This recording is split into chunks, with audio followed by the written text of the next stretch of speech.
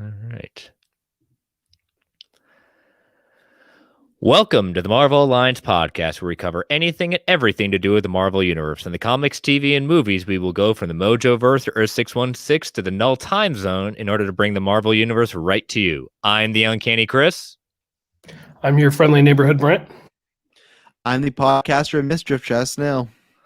Alliance Assemble. Look at that. All right. So we got Mark 52. And you know, I hate to call out for DC, but we got 52 Earths. We're dealing with multiverses with Loki. You know, it's fortuitous. Are you saying it's destiny? Or was it destiny? Do you mean like, was this always planned to happen? Or are we making it happen? Someone's just watching? I don't know, you know. Watching the watchers, there we go. You know, yeah. We're just throwing it all in there. So we've got Brent. You're coming up to us live from Las Vegas. I am. I'm in Las Vegas, so that's why I sound different. And in my infinite wisdom, I brought my microphone, but I left the cord to plug it into the computer at home on my desk. So we're just using the laptop microphone on this. So that's why I sound a little off. And then we've got joining at that point. We didn't know if Brent was going to make it or not. So, Travis, welcome back. Thank you. Yeah, I've only been gone for about a month now, and already Brent was like, I don't know if I can trust Chris and Travis to host the show, so I got to make sure I'm here for the Loki conversation. But I mean, if it wasn't for Loki, I probably wouldn't be here, if I'm being honest. And I will be completely honest, I will not be bringing my mic to St. Lucia in 2 to 3 weeks, so you both are on your own. I'll be back. I'll be here. Hopefully plugging in my microphone, but no, it's always good to be back. I was excited anything, but oh man, I'm on Marvel Alliance. It was weird being on Thursday because it didn't because I knew I was on Marvel Alliance this week. So the Tuesday I had to exile the whole day because it was 5:49. I'm like, I should be getting ready, but I'm like, I'm not. So it's already weird to have it on a Thursday, but I'm ready to start off this first Friday for the podcast listeners off with a bang. So. Yeah, definitely. So let me get those lovely plugs out of the way. So we are part of the Geek Ultimate Alliance Network with 9 shows coming at you 7 days a week, sometimes 2 or 3 times a week. We started off the week with my show, World's Finest True Believers. We had a big episode. We had a creator spotlight with the legendary JMD Mateus. Talked to Clay about his 40-year plus career in comics, animated movies, animated TV shows. It was a lot of fun, and within 3 days, over 100 downloads of it. So I want to thank you all for giving it that listen. If you haven't listened to it yet, I'm biased. I thought it was pretty awesome. No, it was really good. I as I was saying on After 9, we did charity last week. Podcast listing is a bit tougher nowadays, but I made sure to listen to that, and you guys did a really, really good job. And you got some Going Sane questions in there. That's my favorite run of his, so I was a happy camper. But no, it was a really good one. And we got a little tidbit for his. He gave us a little hint about Justice League Infinity that he gave a hint towards. So that was nice to him to drop that little nugget. I didn't even know that was happening. So now I'm very excited. As somebody who's just a sucker that spends his money on the Batman the Animated Series 1, the Batman 89 one coming up, I will be spending my money on this. So I didn't even know about that. So I got very excited when you started talking about that. I was like, really? So it worked out. So we got that. Then we've got DC Alliance. We've got this show, Marvel Alliance. We've got Katie's Day with Slice of Film, superhero discussions. We've got then we've got Slice of Film, Star Wars Alliance, superhero discussions, Weird Science, DC Comics, Marvel, and DC Comics Roundup. And we've got Ranger Alliance joining me on Mondays, alternating. So this week was my turn. Next week will be Ranger Alliance. So make sure you're tuning in for that. And we've got a Patreon. So if you want to throw a couple of shekels our way, we've got a $1 tier tip jar saying, hey, we're doing a good job. And then we've got a $5 tier that gives you early access to episodes, ad-free episodes, and we also have exclusive episodes. So I know we dropped our Last Ronin issue 3 discussion today. So definitely check that out. Thank you to all our patrons. We really do appreciate your support. But if you can't join us on Patreon, we totally understand. Give us that 5-star review on Apple Podcasts or whatever your podcatcher choice may be. And also, I think that's it for that. And then we've got our official sponsor. We've got organicpricebooks.com. JP's side, they are the official sponsor of Marvel Alliance. Again, great shipping, shipped internationally, switched to continental US, all the new releases for omnibuses and hardcover collected edition needs. We've got, if guys ticker up there, we've got 7 days to final order cutoff. This is the last, in 7 days is the last time that you can ensure to pre-order these books or any of these books right now. Doesn't mean that he won't have them in stock, but this will guarantee your copy upon release day. So that's what FOC means, final order cutoff. So make sure you check out his site. Again, we've got the Marvel restocks going on. All these books are coming into restock this year and the beginning of next year. The full Claremont current run of volumes 1 through 4 of his Uncanny run are coming back into print. You've got Brubaker's run, you've got some Captain America Brubaker, Infinity Gauntlet. So check out organicpricebooks.com. And I've got, let me uncue this. I didn't know Uncanny 1 was back up there. Oh no. Yep, it'll be back into print. But if this is my new copy of X-Men Age of Apocalypse has just come out at that point. So this probably the last great event the X-Men had done in the 90s, in my opinion. But if you want these books at that point, go check out his site. Use the code MarvelGUA. Yes, Travis is displaying his too that he ordered from JP. I got my Spider-Man finally. Remember last time Marvel Lines that hadn't come in, and then I actually reordered my all-new Wolverine because Chris saw my Amazon edition. They bungled the whole corner, and I was like that's Amazon. Not good. So I before no problems, but I sent it back, and then I got that one. And even before they could deliver my Spider-Man one, I said, no, you keep it. I'm giving my money somewhere else. So I'm also a customer. Yes. So again, if you use the code MarvelGUA at checkout, you get $2 off every single order. Again, we're down with the OPB. Check out organicpricebooks.com, and we appreciate them being a sponsor. And so programming notes, we do again have our own podcast feed now. So you can still see us on the GUA main feed. But if you just want to subscribe to this show and DC Alliance, we each have our own feed. So just look up Marvel Alliance on your podcatcher of choice. Check that out. And then our 1-year anniversary celebration is coming up Saturday, June 19th. We are joining the After 9 Geekverse crew to celebrate and have some fun. That's in 9 days. That's crazy. We had, I feel like, a little almost like mini startup on the charity stream last week, and that was lots of fun. We got into lots of hijinks and whatnot. So, we're gonna try and get as many people as possible that host shows here, have hosted shows on, and just kind of celebrate and have a good time, be a couple hours, and just I think I'm probably gonna get some we got this covered BS meters ready because I'd like to get some of your guys' opinion on it. It's my favorite new game to play, but yeah, like you said, Marvel Alliance separate feed, DC separate feed. Even though those DC guys are a bunch of clowns, that's okay. They like to say a lot of untruths on their show. I will talk about them another day. I just want to talk about some Loki, but I will just all the lies they spew. They're worse than Loki. They really are, the amount of falsehoods they put out there. So I will address them in due time. Don't worry. And I'm even inviting Clay on to some of our Geekverse E3 coverage. So may or may not have some few words with them, but I'm ready to talk about the man of the hour here. Yes. As you see by the background, you see this is what something we've been counting down at that point. Loki, episode 1, Greater Purpose. A lot to deconstruct with this episode. High level thoughts. Brent, why don't you got to see it from Vegas at that point. Did Vegas give it any more of awesomeness? Well, no, I'm not going to go that far because I was watching it on a smaller TV than normal. But I messaged Brock and I said, how do they keep doing it? How does Marvel continue to do this? We've now started the 3rd show. It's radically different from anything we got with the last 2, but they've all been great so far. And this episode fits right in. This was a great episode. It raises some questions. It gives us a hint of the story. It brings Owen Wilson into the MCU, which is fantastic. It brings Tara Strong into the MCU, which is fantastic. And it leaves us with one heck of a cliffhanger. They nailed it. What do you think, Travis? Yeah, I tend to agree. I just saw your stuff on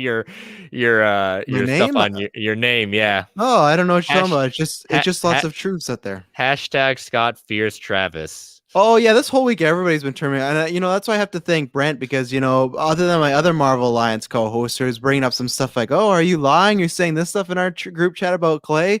Brent, even if he doesn't support me, which I know he does, even if he doesn't support me, he's been the pure middleman. But all these GUA people show me no respect these past few weeks. But yes, hashtag Scott Fear Stress. Yeah, I think it was my favorite. So I'd watched it twice now. As you guys know, when I do Geek First, it was late at night, so I was happy to watch this one again because this was a longer one. It was, I don't know what it was without credits, but it was definitely, I feel like it was over 40 minutes, I imagine, right? Somewhere in that ballpark. And 44 minutes.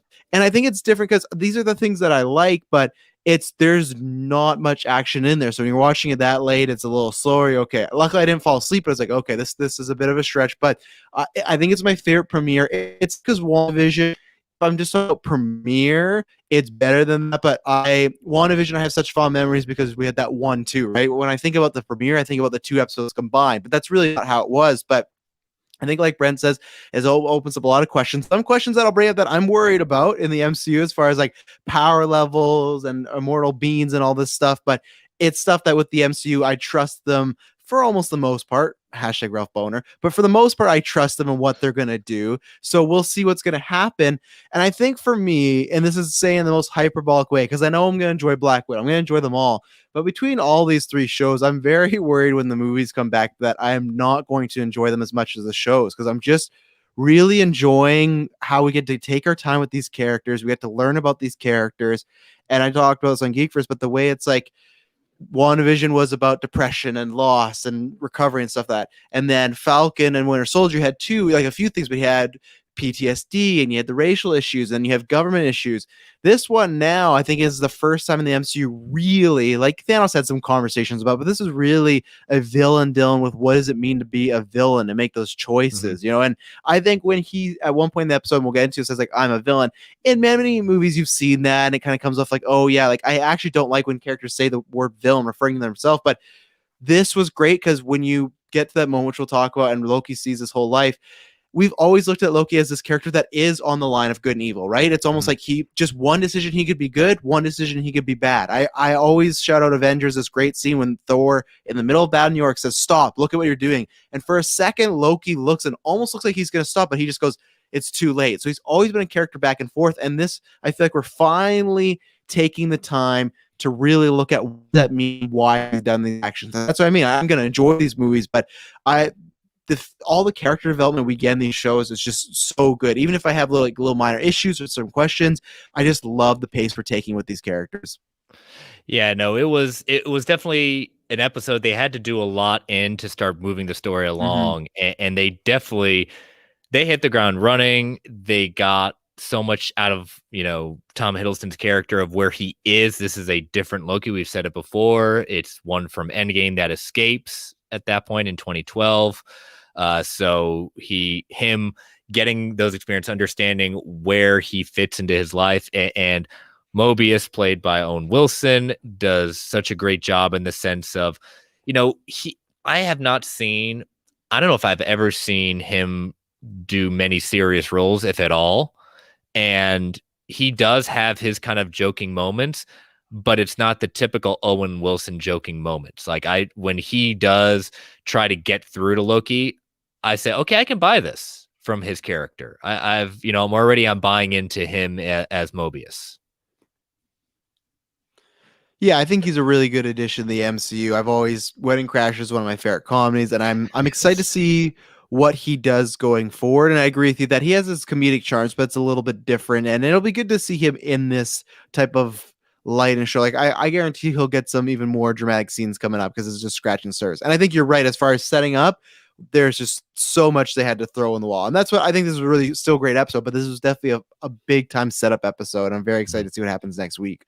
Which mirrors what episode 1 of Falcon and Winter Soldier was, and WandaVision is just unique in itself. Of we got teases, but we have 6 episodes now. We've got 5 left, so we've got to do a lot already at that point. So, just looking at some of how it establishes, opening it up basically in 2012, so helping people along that have forgotten where we're at. I think that was good. But did you catch kind of how the letters and the time kind of fall in place, like as we go to different points, like an analog alarm clock? And I want to say the TVAs, if we're looking at from the eyes of the TVA, in that sense. But what did y'all catch? Did y'all catch what that little audio clip was at when he disappeared? What was it? Thor yelling out after Loki disappeared, saying, "Where's Loki? Where's Loki?" Yeah, because now I kind of want to see that story too. Like, what did that version, that timeline of the Avengers do? You mentioned they just dropped it back in 2012, right there in the middle of Endgame, and it's kind of interesting because this one you're full on in Endgame. Falcon and Winter Soldier started off with some audio from Avengers Endgame, overlaid over Sam, ironing a suit and stuff before that, and then it was WandaVision had no connection to Endgame at all. So it's like, part of me is almost like was there ever talk of them doing these in a different order? Because the in-game connections are really strongest to this one right now. But regardless, I think this show had a lot of confusion with people saying, like, didn't Loki die? Not knowing. And so this is just reminding you, hey, you saw this other Loki disappear. That's who this is. So it's just out of the gate reminding everybody that's what's going on. Well, and especially just because this is, we've talked about this before. I've talked about this in Geek First, talked about this on Twitter, everywhere. It's just, we as people that maybe play video games, animation, comic books, all that stuff after doing with these properties, we know the idea. Like, we know, I just watched Ultimate Spider-Man last week with my daughters, and there's a whole 3-4 episode crossover of like different Spider-Man and different Spider-People, right? So it's like, it's embedded in lots of this media. But if you're just an MCU fan, movie fan, this is all, you may have heard someone whisper about, but this is all past the norm for you. This whole time variance, other multiverse versions. Endgame started setting that up, but I think because Endgame, there's so many bigger things happening, like Tony Stark dying, Cap's ending, stuff like that, where it's like, it's in there, it's a plot point, but people don't focus on that when they think about Endgame. They think about portals, they think about these huge moments. I think they think about time to really ask the whole other characters, things like that. This is new. So I think you almost do have to, it's not baby steps, but you have to, there's many moments in this episode that are pure exposition, but I think you need it for something this grandiose coming up with the multiverse of madness and stuff like that. Yeah, Finbo Clay's asking, will it be explained how Steve was able to be a variant? And I think they're going to kind of explain that away in the sense of how they dealt with, like, when Loki brings up in the courtroom. Well, I knew it was the different Avengers that you can't miss two colognes from Tony Stark. They reference that away, saying they did their role. They did what he needed to do. And I don't think you're going to get that, unfortunately. But already, so if you look at our YouTube chat, look already at the debate as far as back and forth. I think if people thought the time travel in Endgame was debated and talked about a lot, this whole show, maybe until the finale, is going to get a lot talked about it.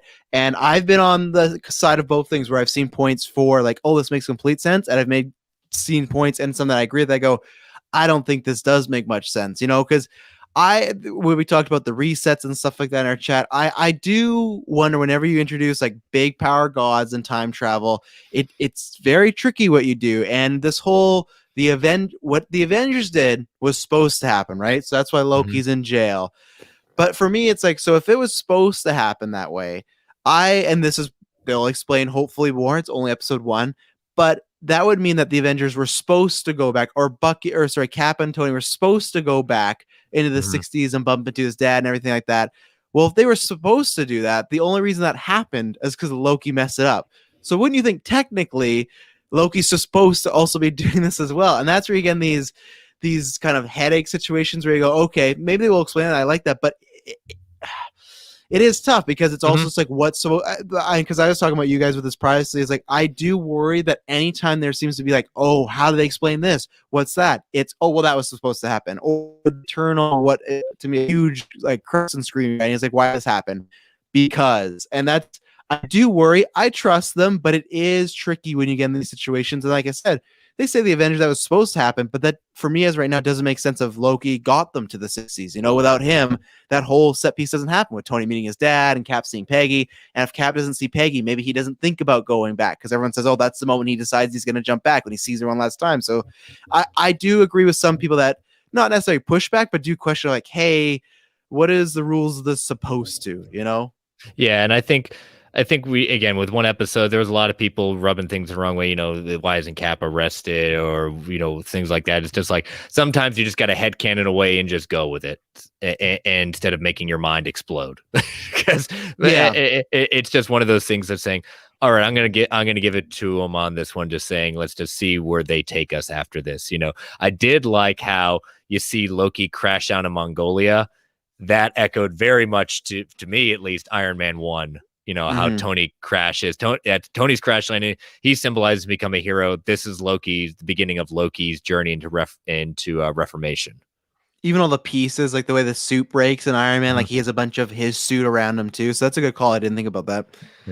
Yeah, I hadn't considered that either, but you're definitely right. Regarding the time travel rules, I think there's a couple things to remember. One, this is episode 1 of 6. Yeah. So 5 more episodes. It's our first introduction to the TVA. We only know the rules as they, were presented in that 30-second animated spot, or however long it was. Mm-hmm. The rules that they used in Endgame are very clearly similar, because you have the sacred timeline stuff, which that's not what they called it in Endgame, but visually it looks like the same. But that's also time travel based on Pym particles and Stark tech, not based on whatever technology the TVA is using. I think we just need to be patient for those answers. Mm-hmm. I think they're good questions. I think we should ask the questions, write them down, come back to them.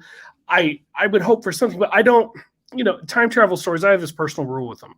I don't bend over backwards trying to explain every other, if this, then that happens, because eventually all time travel stories will break if you do that. Like, it seems like none of them truly will work. So you just kind of got to, at least for me, accept the rules as they present it. And how many comic stories have we read, or other movies or whatever, where it's like, just like at comics, you'll read different stories with time travel and the rules are different. Because I'm just like, what's the method of the time travel? What rules do they have to follow right now? Good enough for me. Especially, looking at that spot where, voiced by the amazing Tara Strong playing Miss Minutes at that point, going into, talking about the multiversal war, that's a huge call out. And there, I put in our notes for the rundown, talking about how the hints towards secret wars. Was this a secret war? Are we leading towards another secret war? I've said factor fiction on this one. I think it's a very real possibility, particularly, and we'll get to towards the end of our chat, Feige's comments and how, again, changing his tune just a little bit, saying how big of an impact this show is going to have on the future. But when they talk about the Nexus event, this is not the first time we've heard Nexus. Go back to WandaVision, and we talked about in the commercial Nexus capsules, and it tells the user who uses them, the reality, you choose the reality of your choice. And we know that Wanda is a Nexus being. That means that any single reality, there is always a Wanda, there's always a Vision, and there's always a Doctor Strange. So yeah, and technically we heard Nexus before that too in Age of Ultron. Yep. Because that was more the internet, the nexus of the internet, but still, that was the first time, and it is a converging of places. I don't think it's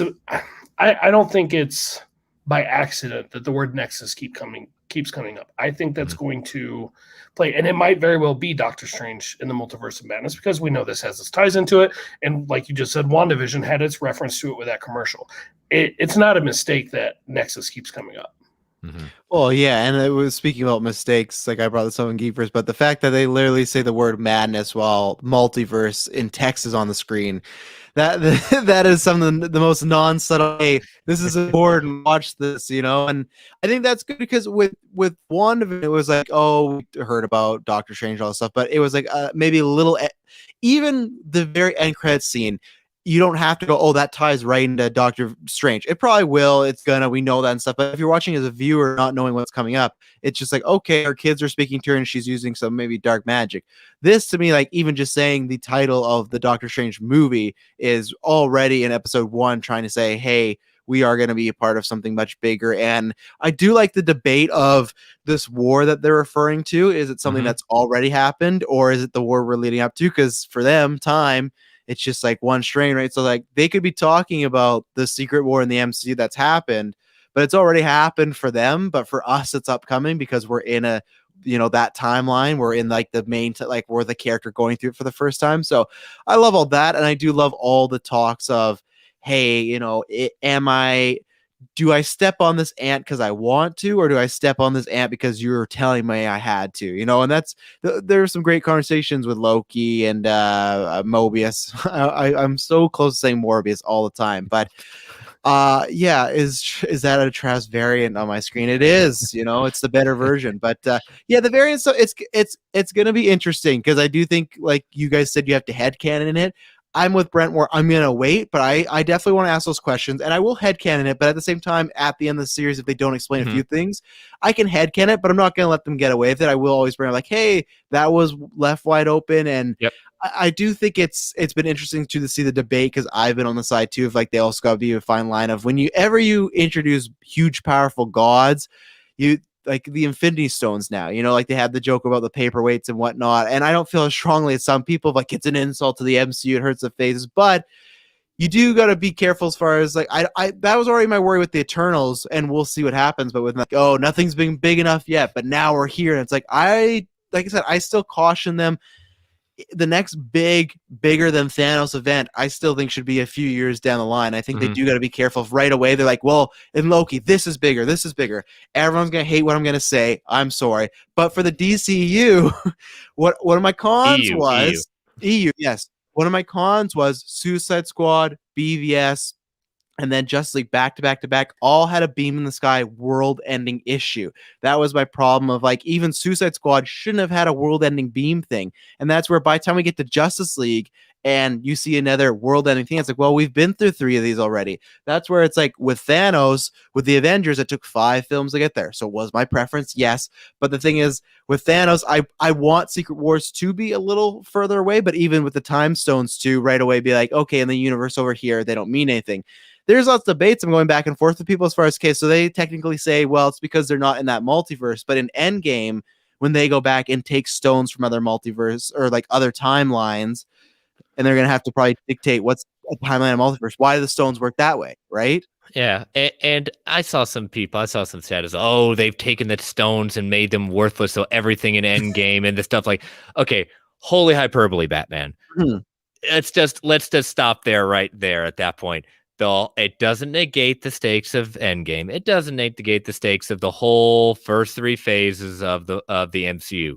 It is just saying this has happened. This is not the big deal anymore. And again, in the TVA, magic and the stones don't work. Again, they have to be they have to police the stuff. They have to deal with these criminals. Of course, it's not going to work. It doesn't negate what happened. And again, these are fictional characters. Let's not lose our minds over it. It is, but I also think I get why people jump to a thing or like jump to this big, reaction right away. Because technically, what you're saying is that the TVA wanted when Thanos had all the stones right before he snapped. You could go get Thanos, bring him in this room, put a little necklace on him, and he's completely powerless. The stones are completely powerless, and I think introducing that is a huge jump for people, and even myself, who I will admit I freely don't like this type of stuff in comic books and animation. I don't like when we get to the big powerful beings. Like, I like it kept not small, but in a kind of the way they're doing it, of like some sort of science magic. But once you get into, hey, we've seen your entire life, and when we take you, you're not powerful, there is you don't want them, like I said, you don't want these characters to feel like ants, but right away they do say, hey, like, this isn't powerful. Like, I'm with Brent where, again, I had to wait the full 6 episodes, but it is right off the bat. It's a big jump to say these huge things that were powerful are meaningless, not in the sense of the story arcs, but meaningless as far as power and stuff like that. Yeah, but I like say, like, that story has been told.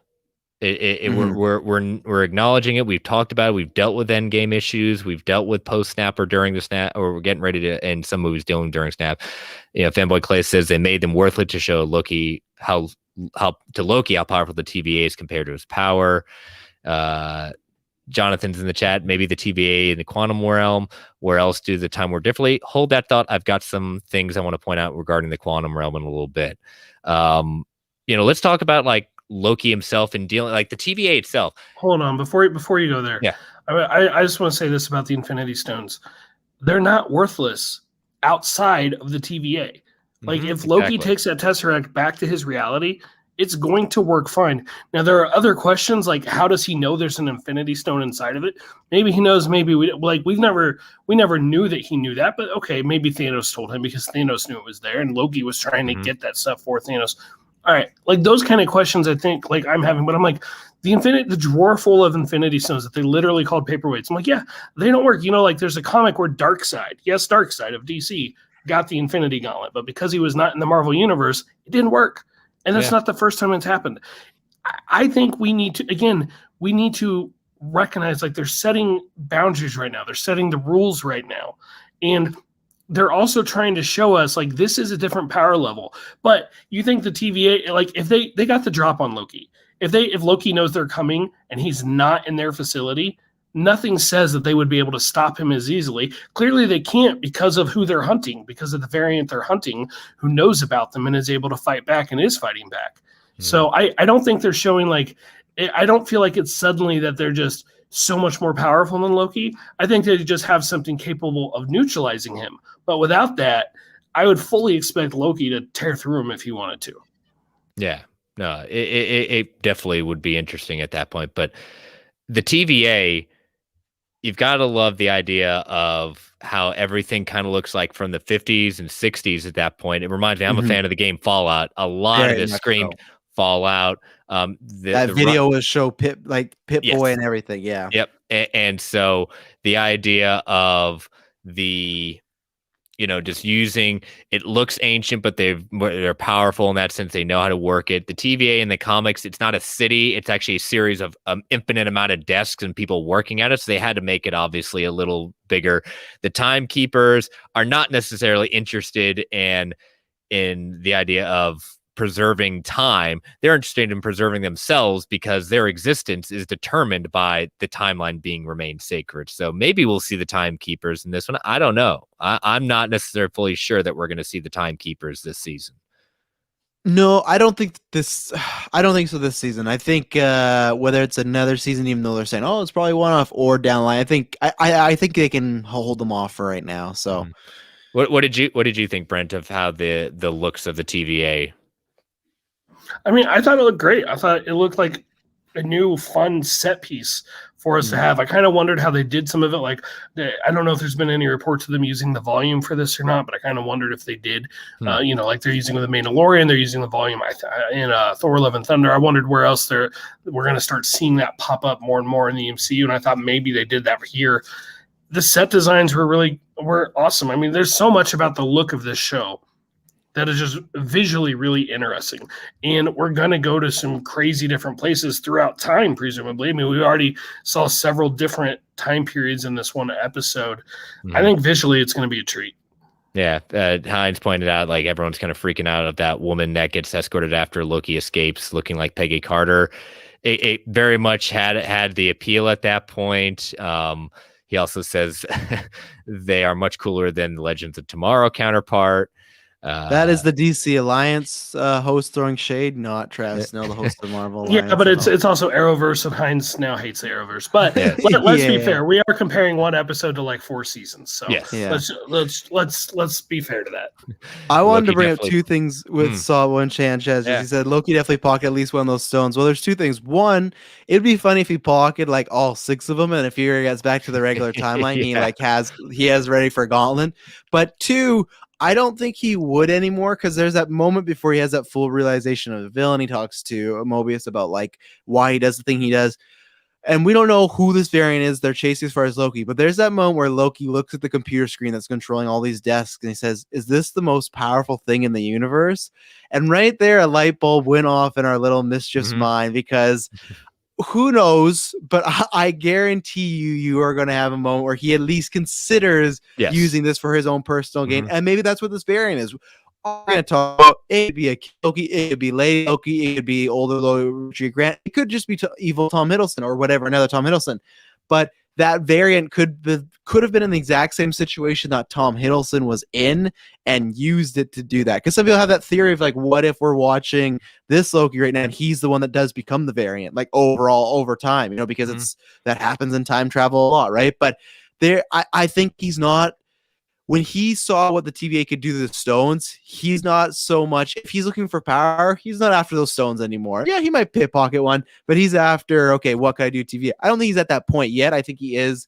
He's in an emotional crisis, because we've talked about before how in the original timeline, the sacred timeline, now you can call it, it was a slow turnaround, redeem, right, for Loki, movie, years. This is literally kind of what happened to Snow Vision. You're getting sat down and you're getting your entire life just flat in your mind. It's first Loki, because I just feel like he's a human, has more emotions, but just at the rate it was going, lots of very bad things. Because for Vision, really the only bad thing that happened to him is he got killed, right? Like, he lost some people, but like, he didn't care about Pietro. He didn't care about some of these, like, he just, so for him it's like, oh, I died. But Loki, it's much more like a whole bunch of stuff. So I think that is going to be a big factor as far as, yeah, he's on a good side at the end of this episode, of like maybe want to change his ways or do some good stuff, but we are still dealing with 2012 Loki. But I like that that scene is one of my favorite scenes of all time, when he goes back and he watches it all, and just great acting by Tom Hiddleston. I love the layout of it, and it's just was phenomenally done. Well, the singular goal of this episode is to make Loki change, and if he's if he's unsure of who he really is, then that is possible, and he's kind of showing that, especially that where Mobius sits him down and kind of shows him what the possibilities are, what he did not live through this time. And, and then when he goes back, not only seeing his mother get killed and that he's responsible for it, Odin passing away, and Thor and him kind of coming to some sort of reconciliation. But the single film strip represents one single timeline. This is Loki's fate with a fixed beginning, middle, and end. And seeing that end of film or end of that, Loki was not coming back. That determines it once and for all. Loki was not coming back. Well, and I think that's why he ends out with saying glorious purpose, because it's just like, yeah, what your life was. I talked about this on Geek First, but it's just like your life, they say this to him, was to make other people be great. Like the Avengers, like you were almost your life was just a tool for others to be better, Thor to be better, the Avengers to be better, and stuff like that. And I think also in two ways it helps, as far as, one, if you sat down anybody and showed them how they died, it doesn't matter how, it's not going to go right. Unless it's like Travis Snell, you're going to die when you're 120 in your sleep. I'll go, you know what? That's not a bad way to go out. I'm going to enjoy my life till then. But Loki getting choked up by this purple dude, not a way you want to go out, when he's still like relatively, like, I know Asgardians age slower, but like he's still relatively a young Asgardian. We know Odin gets old. But the other thing is that he now has knowledge that he didn't in Avengers 2012. He will actually believe when Thor was trying to break through to him in Avengers. Now he'll believe that, because he saw Thor in the future double down on that, still saying, hey, I wanted to fight the world with you. Like, I loved you. You're my brother. I want to be side by side. It wasn't just, oh, you just want to get me back to Asgard to get me out of trouble, right? So that's where I love this revealing of, like, you can see two ways of it going, as far as, yeah, he could be still a bit more villainous and use some of this knowledge to his favor, but it also helps as far as it's a different type of redemption, but he has knowledge that our Loki that we knew in the Sacred Timeline never had. And that's very exciting. Mm-hmm. I like the way they did. I like how they did that, because it included Thor Ragnarok and included Thor the Dark World. Mm-hmm. And like before Falcon and Winter Soldier, it's like I did my Sam and Bucky rewatch, basically, where I rewatched the Captain America movies like they were a part of. And I didn't watch the first Avenger, which I maybe should have. But regardless, with Loki, it's like, well, okay, there's Thor and there's Avengers, but is that really all we quote unquote need to rewatch? Well, no, they just showed you Dark World and Ragnarok, even if they're not massive influences, do have this influence on our new Loki that we're following, our 2012 Loki. I think that's the way they did that was really well done, because not only did it help connect some dots for the audience to, hey, remember, he didn't see these things, but it gave Hiddleston a chance to just act his ass off with the reactions he had to these scenes and the roller coaster of emotions you can see go across his face as he's from, like happy and almost proud of seeing him and Thor sort of reconciling to the pain he had when Frigga was killed, and realizing that he played a part in that, or the pain that he has when he himself was killed, when Thanos killed him, who, keep in mind, he was just working for Thanos earlier in the same day. Like he says at the beginning, he's had a long day. That's the Avengers. Like that's that same day. Like and so it's like this morning Thanos was his boss, and he finds out in a few years he's going to snap his neck. I mean, he goes through a roller coaster, and I think Hiddleston did a great job taking us with him. Well, and it's like Heinz just said, like him saying that he does, like, you'll never be a god, and he kind of sees that maybe he's saying that to himself. That's almost seeing to like Thanos played him in a way, like he brought him aboard, and like, yeah, obviously there was some power struggle. You see in Avengers 2012, they're not like best buds, but still, also it shows maybe Loki thinks about that moment at the tower when Thor says like, you could stop all this. Maybe he goes, you know what, maybe I should have just at that moment turned around, but he definitely chose the wrong path, and that's what we talk about all the time in films, right? It's like you see the path, and that's the best thing about Loki. Now he's seeing also what that path goes down. It is interesting because Mobius says, I can't offer you salvation, but I could offer you something else. But it's like, what do you guys think? I think this Loki and Tom is here to stay, whether it's he goes into a movie or something like that. I don't think this series is going to end with, well, you helped us cut your variant and we're going to shoot you. Like, even if he just literally becomes just an agent of the TVA and that's the season 2 of just him on these adventures, I think he will stick around. But what do you guys think is like, it's jumping 5 weeks ahead, but what would Mobius and the TVA do with him if he's, because technically you're supposed to dispose of these variants, right? You keep them around too long, it ends up bad. Or is something bad going to happen where maybe the TVA won't get that decision or won't get the chance to make that decision? Well, it kind of gets into one of the things I put in our rundown. Charles Murphy spoke with Waldron, who's the writer of the show and showrunner. Well, that gets one of the showrunners. The director is really the technical showrunner, the way Marvel does its work. But Loki this season is going to be a standalone season, and some people misinterpreted that, saying like, oh, that means it's one season. No. It's just, this is a standalone season, like an anthology series. And he said, it's really always my hope and intention to tell a complete story with this season. Season 1 would stand on its own. And is there more story to tell in the future? I don't know. Time will tell. That, again, it's not saying this is a one season. It's just one thing is going to be kind of, it's a new season, has connections, but it is not going to be your typical season 2 that you see in television. It feels like a show, like from right now, it feels like almost the series, if it goes multiple seasons, would have to end with him going back to 2012 to take the place that he left from, basically show back up in the bottom of Avengers Tower, or Stark Tower at that point, and let Thor take him to Asgard and so on. But what are they going to do about his memory at that point? They're just going to wipe his memory and put him back? Or maybe they're going to do something along the lines of, it's the TVA, they control time effectively. They could probably do this and pull him out and make him his own, not like pocket universe or pocket of time, but just his own individual person who's outside of time, so that he's no longer considered a variant. He's just doesn't have to go back. And that would allow us to keep this version of Loki going forward, interacting with the other characters. I ultimately think that's what's going to happen. I will be really surprised if like this series was Hiddleston's last turn as Loki. I mean, Hiddleston seems to be thoroughly enjoying playing the character still, even all these years later. And clearly the public loves him. I mean, it was Disney Plus's most watched premiere as far as the MCU goes. And so clearly the people are still very interested in him.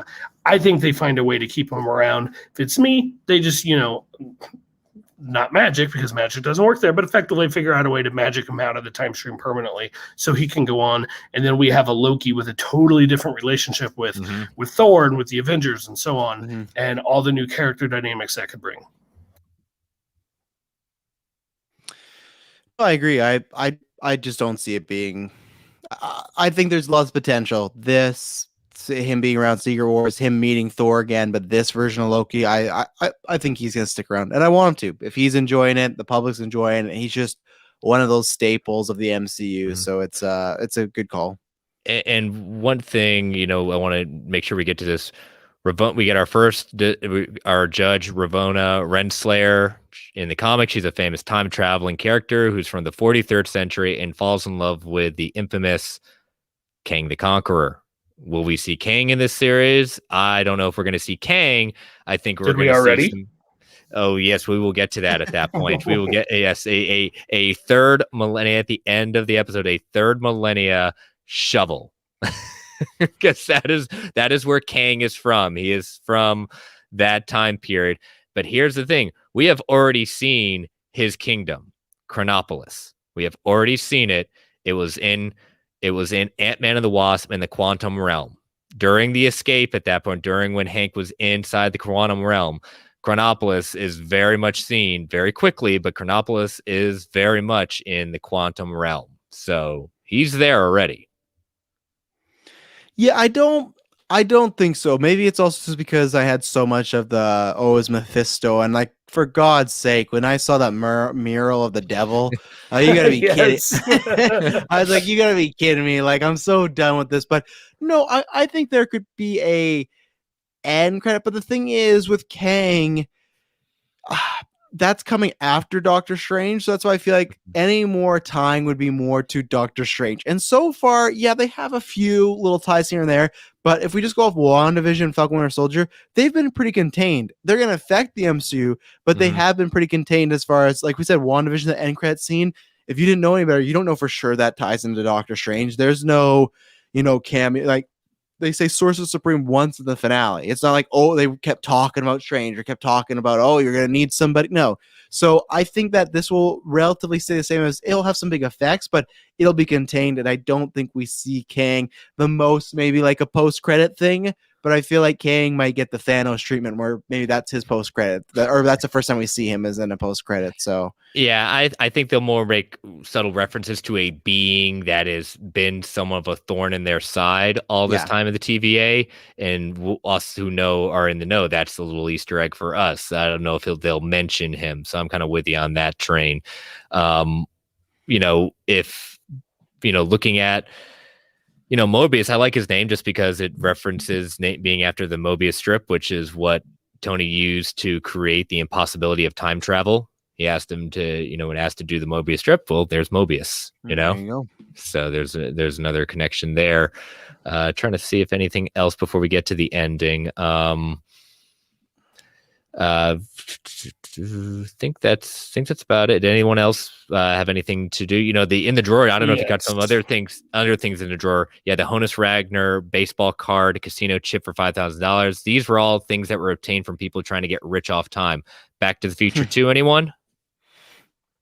There you go. And then you had reference at the end of the episode, right, with the time travel machine, like, some guy coming back just trying to get rich. So yeah. So Brent, what are you going to say? Yeah, I wanted to point out he was shown that he killed Agent Coulson, and they just like the reference of it, I feel like they're just reminding the movie fans, this guy's dead. We haven't seen him in the present day since 2012. He's dead. He's gone. And sorry for those of you who watched, 7 seasons of Agents of S.H.I.E.L.D., but yeah, it doesn't count. I just really felt that way as I was watching it. Like, even then, they could have worked in Agents of S.H.I.E.L.D. right there with him being like, there's multiple of that guy. Moving on. Like, they could have easily with a line explained, like, yeah, you killed him, but like, that guy comes back. No, they didn't even think about that. But I like that because I always had this joke at Geekverse, and I bugged the shit Taylor about it, but if Darth Vader survived, what was going to happen to Darth Vader in Star Wars? Because I feel like they had this whole thing painted like Luke was happy, they're going to meet Leia. In my opinion, no, that man probably should be going to prison. And they talk about that in Thor Ragnarok when we're going to Earth. And Loki's like, that's not a great idea. And Thor's like, well, they love me at Earth. And he's like, well, what about me? Obviously, we don't get there because we take the detour known as Thanos. But I like that it's not just, well, he's our main character now, so we want to kind of skirt away from the bad guy stuff. We don't want to remind you of that. So I like that, showing him kill Phil Coulson, killing it, like showing the eye thing. Like, literally, they show him take that eye and they pause that. He's like, look, you're enjoying it. Like, do you like hurting people? So again, when I talk about, they're not straying away from the villain side as far as, and Loki reveals that he does that because he lacks power. He wants to, wants control of the situation. But that's what I like. It's not, because and for me, and obviously that's been a big conversation because what Taika said about Thor Love and Thunder. I like things about Thor Ragnarok. I don't like things. One of the things I don't like is I like that Loki gets redeemed, but I feel like it's really rushed in that movie. It should have got a much bigger play, a much bigger showcase than just he kind of just, yeah, I'll be good now. And that's what I like because I feel like they don't really tackle any consequences of, sure, yeah, he's still your brother, but at the end of the day, he killed hundreds of innocent people in New York. Like, you still got to have that conversation. I feel like this show was that conversation finally, or the starting of it. It wasn't in-depth, like, we're going to sit down for 2 hours and interview Loki and talk about his psychological problems. But it was just acknowledging it and starting to talk about it, and him even dealing with like, why do I do these things? And even then, I think him saying I'm the villain, I think that literally was the first time he's realized, like, yeah, he's doing bad things, but Yeah. when he sees his whole life put out in front of him, he goes, oh yeah, like, no, I am the bad guy. And I think some people, I can relate to that. Some people can relate to this. Like, sometimes you don't know that in the situation. Then once you see it in retrospect, you go, oh yeah, I was just completely wrong on that. Even if it's like a little thing, an argument with someone, it's like, oh, I was wrong. I shouldn't have done all that. And I think that was Loki, at least, even if he does some villainous things like he wants some power, I think he'll always not go back to the killing innocents or that sort of, I'm going to take over Midgard or something like that. I think he's past that point after this episode, which is good. Yeah, no, it works. And so, we get to the end of the episode. We're in 1858 Oklahoma, which is interesting because after Ragnarok in the comics, Asgard actually moved to Oklahoma at that point. You see the futuristic device, the third millennia shovel. And, they don't want to deal with the paperwork. They're just gonna throw down the reset jar, reset the timeline. But then they see this futuristic, not futuristic, but this hooded individual that lights the oil on fire and kills all this team at that point. And we've seen it before when Mobius was in that prior in France, also taking the reset jar. My theory is right now is that this person, and Mobius said it's a variant of Loki, could be Lady Loki, could be some other Loki. A lot of people are saying Lady Loki. This Loki or this variant is collecting these reset jars to create a permanent new timeline to rule over or correct things that are wrong at that point. But that is my theory of the reset jars. This person is trying to create a permanent new timeline.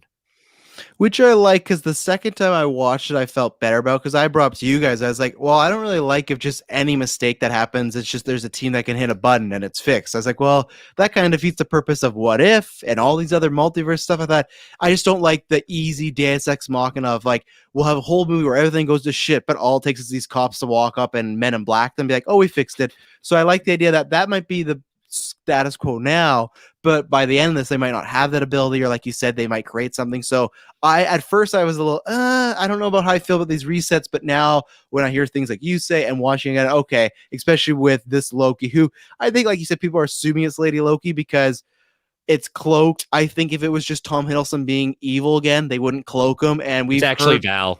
Yeah, we've heard rumors of Lady Loki, and there's even that shot in the trailer that is him sitting beside a lady and her faces, which everyone at first was like, is that Black Widow? But I think the evidence is there that yes, it is Lady Loki, and that'll be fun. It's they've done the comics. So we've also got a old Loki that's not been admitted to yet by one of Tom Hiddleston's good acting friends. I can't remember his name, but Richard E. Grant. Yeah, Richard E. Grant. Sawbones Sanchez bold prediction: the Loki variant the TVA is hunting is Kang in disguise. I think that's a very bold prediction. What do you think, Brent? What did you think about this ending? I haven't gone too far down the WandaVision well of trying to figure out exactly who this cloaked figure was at the end. Lady Loki kind of just, that was the surface level, my assumption. But I did see one theory on Twitter that was that Mobius is actually an older version of Loki. And I thought, interesting. I don't quite buy into it, but it wouldn't totally surprise me either. I think ultimately the shrouded, hooded figure, it's just so they don't have to answer that question yet, just to keep a little suspense around. Because if it is any version of Loki, if it's truly a version of Loki, that will be interesting. If it's Kang, that will be interesting. And if it was Mobius, that would be interesting. There's so many different ways it could go. They're all interesting ideas. They don't need to shoot their load right at the very beginning. They don't need to just tell us that's who it's going to be. Let the mystery. I don't know if this is going to be, like a lot of people thought of WandaVision as a mystery box show. I don't know if this is going to go to that extreme, but right now it is asking a lot of questions and we haven't gotten a lot of answers. And I think that's fine. And I'm excited because in a week we're going to get some more questions and maybe another answer or two. The only thing I've been wondering is that animation style they used for the Miss Minutes part where they gave the I feel like that could be adapted or inspired to do an opening for, say, like a What If. I almost feel like that could be a What If opening, or like a What If, like a thing at the beginning to like remind people these are different timelines. And then somewhere in they'd be like, okay, let's follow this branch. Let's follow that branch. Yeah. And then see it at the end of that. Now that would definitely be cool. And going back to what we all were talking about with, where does Loki fit at the end of this? If this is a season continuing at that point in the comics, the Timekeepers actually created a team of variants to do their bidding, ensuring their existence, including a vampiric Wolverine was on that team. That you heard it here first, folks. That's Chris Bold prediction. The first time we've seen Wolverine is No, that's what he said. No, that's not what I said. I That's said not in the quite what you Hugh comics. said. Jackman playing a vampire Wolverine, and they'll say he won't have to get buff because he's all like sickly looking and stuff. Yeah, I no, see what you did there. But I don't think I don't think the team thing is out of the realm of possibility. They'd be the Time Avengers, the Avengers, Time they want to, whatever they want to call themselves. Yeah, Time Variant. Because Time Variant Avengers, they can still be the TVA. It's just you're changing the A little bit. So I don't think that's out of the realm of possibility. And that would be really fun if you had Tom Hiddleston and you could bring back other characters and actors that are maybe out of the MCU that are dead with variants and whatnot. And here we go. Here's our chance to bring back Terrence Howard, Edward Norton as variants. I don't think they would ever do that, especially they've both kind of said some bad stuff over all the years. But I would love if you had a team of four. That would, four different actors. Like it's him leading some other people, and even just like stuff that is like people that maybe were almost cast or something. I don't know. Like I think you could have a really good time with that. That is such a fun idea. If they could get Norton and Howard to do like something like that would be so much fun. But we've had the various some alternate timeline stuff in Avengers Endgame. This is diving further down to it. Presumably, we're going to get more of it this calendar year with No Way Home. Those doors are being opened now, so it is a possibility. So like a joke about S.H.I.E.L.D. earlier not mattering, and no, what I've really said is that in 2015, S.H.I.E.L.D. was forked. It was forked off of the main timeline, and it went down its own path. And now I feel like we have like the whole all of S.H.I.E.L.D. is just a variant. Like the whole S.H.I.E.L.D. season from like season 3 on is basically a variant off of the sacred timeline. I feel like if anything, the show is like furthering that theory or that way I've been describing it. And like I said at the start, we're one episode in, but man, if the next 5 are even as close to entertaining as it is, we're going to have another hit on our hands. And I don't know how they keep doing it, but they do, and I'm here for it. Well, and I've also seen people say that you can contribute now the other Marvel movies to that too, right? Like, oh, those were variants, and maybe that was if we did have an old Secret Wars already and we're gonna get a new one, maybe the old one was that there was a big fight and the MCU was formed as we lost some people along the way. It's gonna be interesting. Yeah, I wonder if we'll see a what if episode on that first multiversal war. That'd be cool. That would be very cool. We'll end this like Feige doing his round at that point and kind of going back and forth on how big of effect Loki's is going to have. And he has said now this past week, it's tremendously important. It's perhaps will have more of an impact on the MCU than any of the shows thus far. What everybody thought about WandaVision and what was sort of true and the Falcon and Winter Soldier was sort of true is even more true for Loki. You want to see after 6 episodes or so, characters change and evolve. We don't make these shows to not be radical, right? Well, and it makes sense too because we talk about Falcon and WandaVision switching places. This never switched places with them, though. This was always meant to be after, right? So I can believe that statement of, okay, we're going to lead with these two, and then boom, come with Loki. And especially because later on this year, we're presumably getting Hawkeye and Miss Marvel. I think those will be obviously smaller scale, more personal. Not that Loki's not already personal, but I think this one does have seeds in the greater MCU where those will be, hey, you're meeting a new Avenger. Hey, you're meeting a new Hawkeye, stuff like that. Like with Falcon Winter Soldier. And that's perfectly great too. That's the best thing you want in comic book properties. Like I was saying earlier, you don't want everything to be world ending. You don't want everything to be, I wouldn't want every show to be like, this changes the MCU to its core. No, I don't want that. I want exactly what we got with Falcon Winter Soldier. I want variation because if you don't get that, then the genre will die out and it will just become boring and mainstream people in GA will tune out and they'll find something else because you know what? There's a Paw Patrol movie coming out and that's going to swift for the nation. So people are ready. Don't tell my children that. August 20th at CG, the whole shebang. Oh, Paw geez. Patrol. It's so much Paw Patrol in this house. I just don't tell my son about it or I'll have to go see it. WandaVision was very much ultimately it's a personal story about Wanda with, hey, here's a few other things as well. Falcon and Winter Soldier was kind of the same way, but a little grander in scale, just because it wasn't just about Sam and Bucky. It was about the world coming to terms with the new Captain America. And this is taking a totally different view, and it's following a character that in the Sacred Timeline is dead. And so it's not the same. Like, there's that whole, every single movie they do is the same. Like, it's the exact same. They've had 23 movies and 22 of them are identical or something like that. It's like, this is just further evidence that, like, they're trying different things, and they have this different storytelling medium with television opening up. Because again, we said it with Falcon, we said it with Wanda, these kind of stories, yeah, sure, you could make a movie version for them, but they'd be lesser versions of the story. And so I like that, at least so far, they appear. So, to circle us back at the beginning, Travis, you commented on, we got Black Widow in a month, and how are you going to feel going back to a movie after 3 TV shows?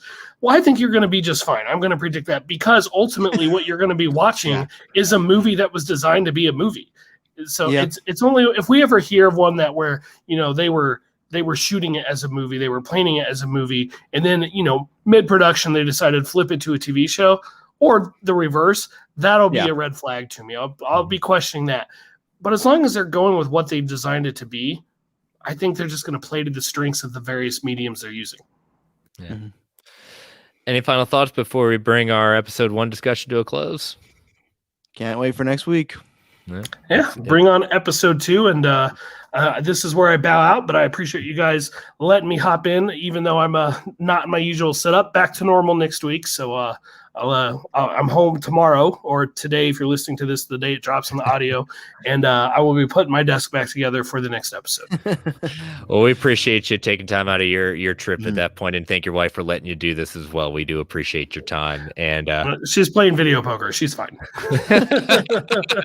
Hopefully winning the big one, right? If you get hopefully. We'll have to show it off next week, but Brent went to go see a Marvel experience down in Vegas, and he took some great shots. Yes, so Marvel's Avenger Station at Treasure Island. It was awesome. If she wins really big, he might not be back next week. This might be the last you ever hear him. Yeah. Well, to be, I don't know. I don't think it's going to go that big. I mean, I got to get back to regular life. There's only so much Vegas that you can handle at one time. I'm good for a few days every few years, and nice. I'm pretty much ready to go home at this point. So, well, safe travels home, my friend. We will see you back to your normal place next week. All right, thanks, guys. Talk to you later. Bye-bye. I guess pay some bills now. Throw those.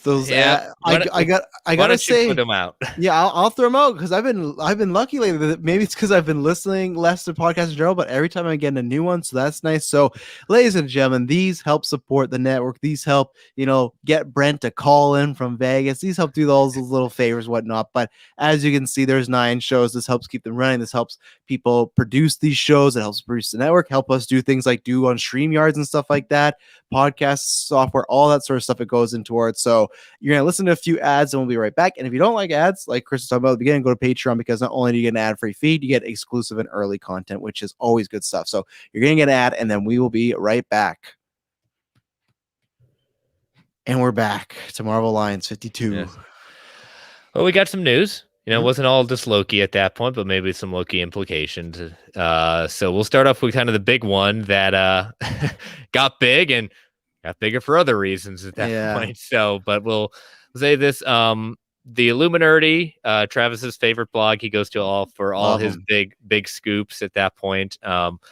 They have learned from their sources that Tenoch Huerta, who has been hinted at of joining and rumored to be joining the cast as an antagonist, he will indeed be playing Namor the Submariner in Black Panther Wakanda Forever. POC Culture revealed that Black Panther 2 was looking to cast one Mayan woman named Ziana and one Mayan man called Cadmael. They also reported that the casting call indicates that all actors of North and South American indigenous backgrounds will be considered for their roles. The Illuminati revealed that the 2 Mayan warriors that Black Panther 2 has been looking to cast in Namor, characters in the Namor and the Atlantean lore. Zanaya is the codename for Namora, Namor's cousin, while Cadmael is the codename for Atuma, an Atlantean warlord. both these characters have played big parts in Namor's history. Namor being the cousin, not by blood, but while originally named Aquaria Nautica, she's nicknamed Namora in honor of her cousin. She's an ally of Namor, like him, is half Atlantean, half mutant, and has the ability to fly. So before we get to the kind of controversy of what was revealed, this is interesting just because when we did see the casting, we're like, he could be Namor, but if Namor's always been kind of a Asian Pacific descent, it's not saying you can't change or anything. Characters are fluid in the sense of it doesn't have to be this way. And it's never been necessarily, it's just been drawn like that's what he looks like. And so I saw some pushback on that. And I'm just like with everything, if it's true, let's give it a shot. You know, we're kind of we have what was it? Our Supergirl in the DCEU is our first Latinx Supergirl at that point. Let's give them a shot before we just start writing them off. Yeah, no, I don't, because I talk about this with Clay in the chat. I don't really, for me, and it's tough for me in any position as just like a straight white male to say much, because I've had a pretty like privileged life. Y'all go through bad things, but it's like I've not had to worry about a lot of stuff as far as with these sort of as far as race or, you know, look down upon and before my sexual orientation, stuff like that. I just, for me with the Supergirl one, it's like, yes, that one I do get, because I just go with anytime it's a reworking or recasting of a white character, I'm always for it. We talked about this a lot last month with Black Superman and stuff like that, because I have seen myself on the screen my entire life. I have dozens and dozens of heroes in multiple genres that look exactly like me, you know, especially look at Val Kilmer, looks exactly like me. But for the most part, like same, you know, I see a white guy up there, stuff like that. So that's where I was like, what if there is, and like you said, this is because it went to like, oh, the race thing, and then it went to a different controversy. But it was like, for me, if he was an Asian character, where it is a gray area, because technically his parents were white and one was blue. So that's where it's like, okay, I'm fine with it there now. I was at the sense of like, if he is of Asian descent, I think that's, you know, tougher to go, because I personally, and like I said, I can't speak because I'm not from that culture, but if you ask me, I wouldn't have liked that change, because what if, you know, we're getting Shang-Chi, but that is this first Asian MCU hero coming up. And what if there's a lot of people that look up to Namor as in the Asian community as their hero, someone that represents them, someone they really like, and they go, oh, we're race swapping it. And that's where you go like, okay, it might be going to another race that doesn't have as many heroes, but at the same time, you're taking one away from us, where when I do look at white heroes, there's just so many of them. You could take about 50 or 100 of them, and we still have another 200 of them. So if he's just a white blue guy, then you know what? Sure, I don't really care, as long as the actor or actress is up to par. Let's give it a shot. Doesn't really matter to me. And then with the other stuff, I'm not sure if you want to throw that. You want me to throw that or stuff like that. So we're not going to read the tweet. We won't read it. It just said, so here's the, because I've seen two sides of this, and it says Merry Christmas, everyone except poor. And then he lists like a bunch of derogatory terms and stuff like that, as far as people that, like I said, different sexual orientations, different colors, stuff like that. And just saying like, Merry Christmas, except to these sort of people. Now, the thing is that I've seen that these are either bad tweets, but then I've also seen people that have shown other tweets as an example that he was using this as not smartly, but he was using this as a parody to be like, as a politician would say, Merry Christmas all except for you and you and you and you. Now, we don't know that. This is why I'm very in the 50. I'm just saying what I've heard, as far as some people say, like, oh, these are really bad tweets. And then I've heard people say, no, if you look at these other tweets he's shown that he's kind of poked the bear and like had some fun at people's expense that are actually like that, and he's not like that. That's where social media, and you know, I always like to have some fun on there, but you still got to be careful, because there is no tone. I don't know why it's not happened yet. The world needs to get together and decide on a sarcasm font so we all could use it and know, hey, that person's being sarcastic. We have fonts for so much stuff. We should do that. But that's where, if these tweets are real, they are problematic, and Marvel deals with problematic stuff. And these were screenshots of the tweet that he had deleted, because I saw like other reports when he's a very famous actor, and even his own papers down in Mexico were carrying the story when this tweet was originally put out. So even they were kind of surprised at it. But again, Marvel never confirmed that this is the casting as these rumors go at that point. He has been rumored to be cast in the movie. And we did say he could be Namor, but again, we were going on the idea of maybe Asian descent. Yeah. Illuminati saying it is. He will be portraying Namor. It does look bad, these tweets. I don't know. Like you said, is this him being joking? Does he, is it like a James Gunn situation where he's making off-color jokes that just didn't land and didn't read the room? Is he going to address it? If he is truly cast at this point, I don't think he can escape it. So he better start having a good publicist, and Marvel better start coaching him up.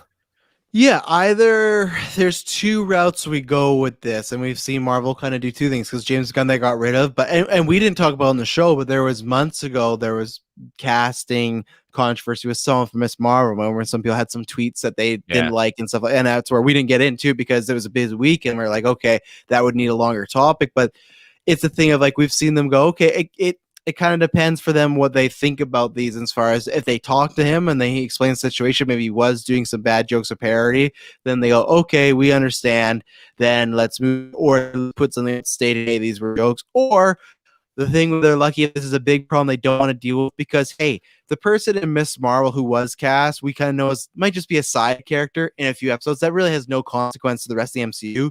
If this is Namor, maybe a potential A-tier hero going forward, you're not going to want this person on premiere day or like premiere week, these things to come up again. You don't want these tweet stuff. So luckily for Marvel, they are not filming, and all it takes is one. And like you said, they've never officially confirmed him. I think the biggest one before was like Deadline or something said he was in there, but all it takes is scheduling conflict. They don't even need to make a big deal about this. If he was already Namor, then sure, but he hasn't been announced, so all it takes is, oh no, we were talking to him, but it just didn't work out with our schedules, and we wish him the best, and maybe we'll do something with him in the future. But I hope for his sake it was just some jokes and he'll explain away, because I've not seen him act, but obviously just one less asshole in the world's good. And two, also just like, man, like what a crap way, like it would be deserving, but if you were to lose your gig of Namor, and that I don't think that person would maybe ever use Twitter again, because it's just like that. It's the same way as James Gunn. Remember, he took a long break after that.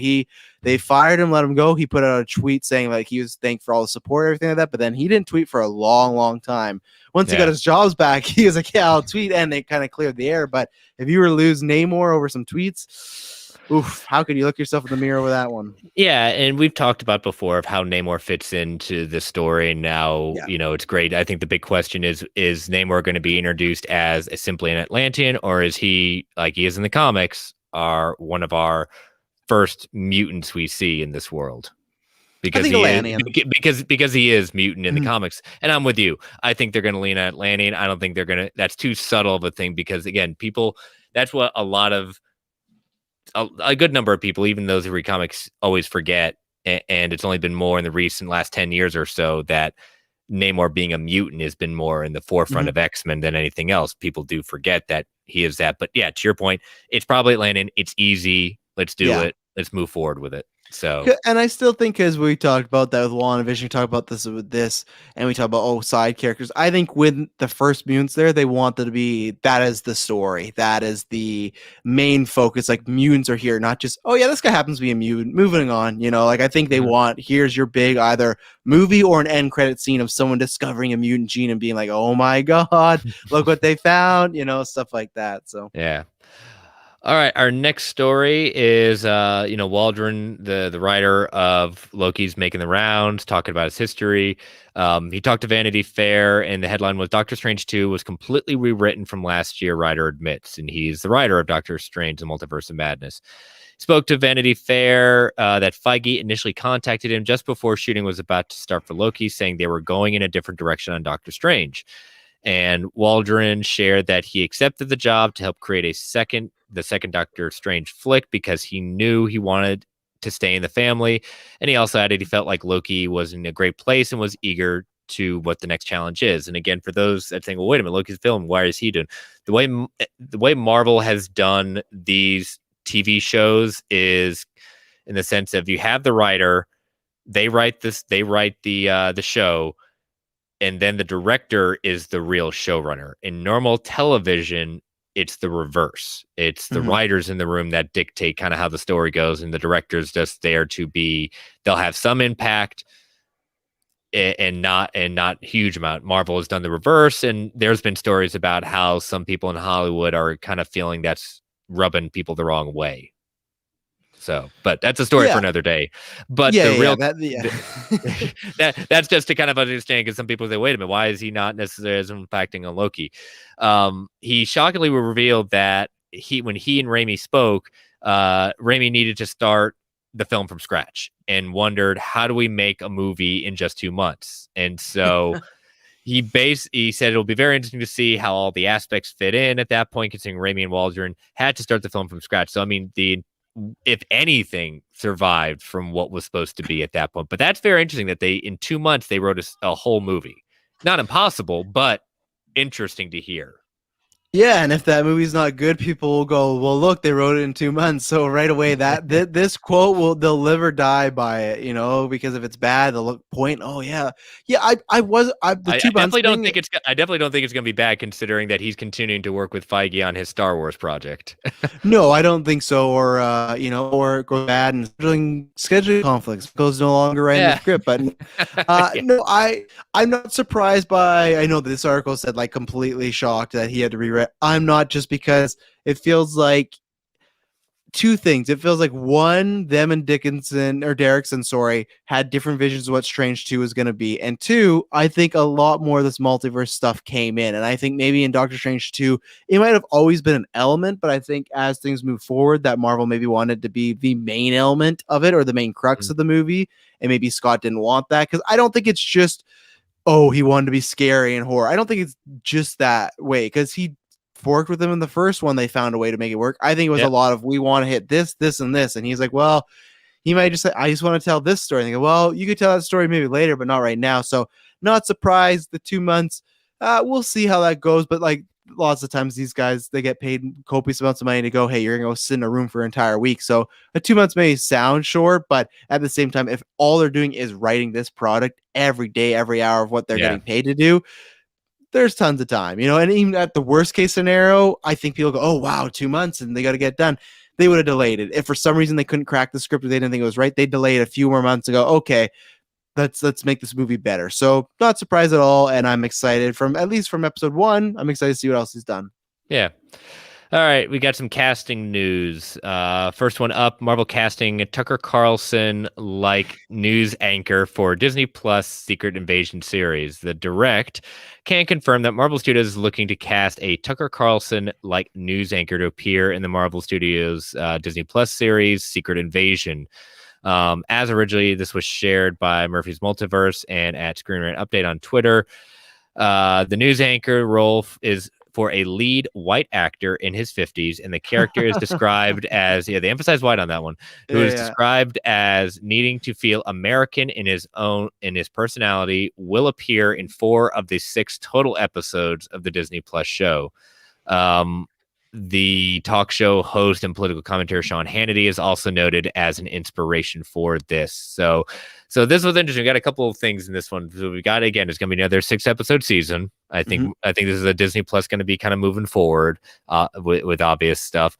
And this makes sense in the sense of, because I can already see it's a J. Jonah Jameson but it's in the sense of, they've discovered the existence of Skrulls. Well, again, the tagline of the event was, who do you trust at that point? And I can see a Tucker Carlson, a Sean Hannity, their personas taking that and running with it. You can't trust these aliens. These are aliens. They're out to take our jobs. They're out to kill us. They're out to take over. Invasion of the Body Snatchers.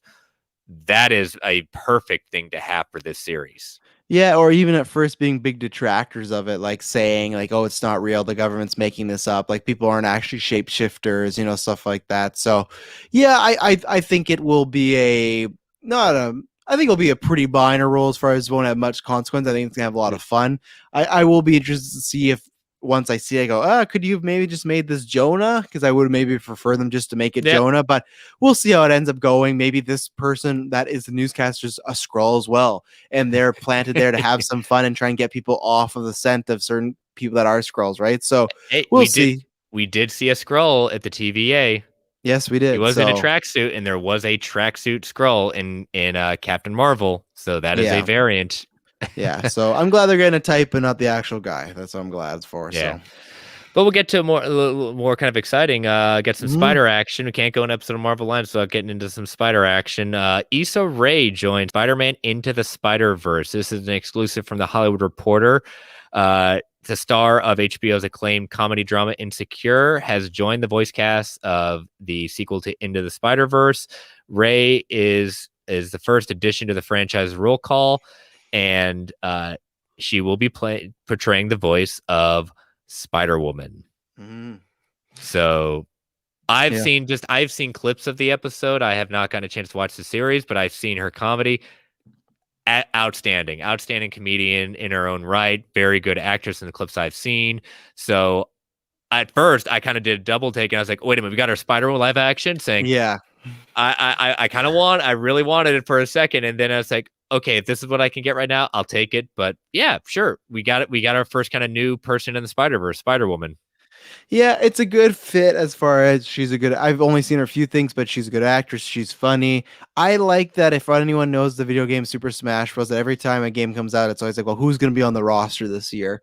And I like that Spider-Verse. Hopefully, we'll get a third one too. But I like that already. It's like this happens. Like, who's going to be on the roster? Because I don't know, Spider-Woman, pretty easy pick. Would have thought that's pretty possible, but up until that point, I didn't even think about her. And then when I saw, I was like, oh, that's great. So I'm excited. I'm excited to get more of this. We could probably assume that 2000 or Spider-Man 2099 is probably going to be in there based on the end credit scene. Not sure how big the role, but Very you got excited. him, you got Miles, you got Gwen coming back because the end of that film. So, and I got my fingers crossed about those rumors. I know they say no. I know they say it's not happening, but I want the voice of the 1990 animated series. I want his voice. I want him there. So I hope that happens. But already between 2099 Spider-Woman, that's looking like a fun roster of Spider people. So I'm all for it. Yep. And our last one's a quick one, looking at production. So coming from Murphy's Multiverse, Marvel Studios has set 2020 production start dates for a pair of Disney Plus shows, one of which might come as a surprise being at how early it's getting started. So Murphy's Multiverse is hearing that Echo is currently set for a January 2022 start of production, followed up in April with Ironheart. So Echo is going to continue the story of Maya Lopez, played by Alaquia Cox, that will be introduced in Hawkeye. And then Ironheart, announced in December's Disney Investor Day, will star Dominique Thorne as Ruby Williams, and they've gained the head writer of Chinaka Hodge as well. So that is currently slated to start production in April. So yeah, wow, they are fast tracking. I think we were kind of surprised. I think the surprise is Echo getting fast tracked even before Hawkeye premieres. Well, yeah, I'll always say for both of these, for different reasons, it's too soon. But I think the main reason is, well, you have a streaming service now and you got to pump out content. You got to get new shows out there and everything. Ironheart, I will wait till I see the show, but I'll stand by it. I know they're going into production 2022, so that means it could come out next year or the year after. Even 2023, we might be close enough, but I personally wish they were waiting on Ironheart. I still just feel it's a little too soon to get, especially when we got Armor Wars coming. I think you could have waited till like 2025 to just start doing that show. But that's that. I've thought about that from the beginning. I'll think about that till I see the show. And then with Echo, I don't know what the rush is. I guess that's good as far as they like the actress, they like the character, like everything they're seeing, so they're giving it the green light. I don't know. I would just be cautious. It's the MCU. Do I trust them to do the right thing? And they have a really good track record. Yeah. So at the end of the day, I'm not that worried.